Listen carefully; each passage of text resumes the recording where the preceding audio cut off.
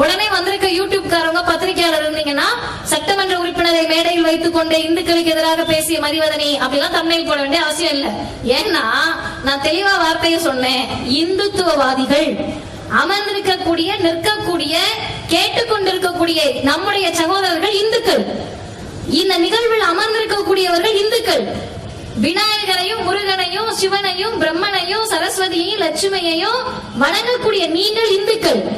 இந்துத்துவவாதிகள் வேற, அது வேற டிபார்ட்மெண்ட். அது என்ன டிபார்ட்மெண்ட்னு ரொம்ப சுருக்கமா சொல்றேன். விநாயகர் சதுர்த்தியின் போது விநாயகரை வேண்டி விரும்பி கும்பிட்டு கொழுக்கட்டையும் சுண்டலும் கொடுத்து அவர் சாப்பிடுறாரோ இல்லையோ அனைத்தையும் படைத்து நீங்களே கொண்டு போய் 3வது நாள் 5வது நாள் கரைச்சிங்கன்னா நீங்கள் இந்துக்கள். அந்த இந்துக்களுக்கும் நமக்கு சண்டை கிடையாது. பழனி மலைக்கும் பாத யாத்திரை போகக்கூடிய அந்த இந்துக்களுக்கும் நமக்கும் வாய்க்கா வரப்பு தகராறு கிடையாது.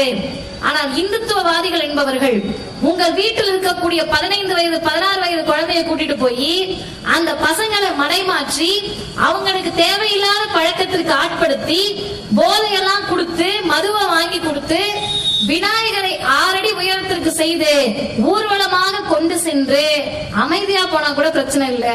இஸ்லாமியர்கள் வசிக்கக்கூடிய பகுதியிலையும் கிறிஸ்தவர்கள் வசிக்கக்கூடிய பகுதியிலையும் போய் வம்பிழுத்தா அவர்கள் இந்துத்துவவாதிகள். அமர்ந்திருக்கக்கூடிய நீங்கள் இந்துக்கள். அந்த இந்துக்களுக்கும் இந்துத்துவவாதிகளுக்கும் வேறுபாடு நமக்கு புரியணும்.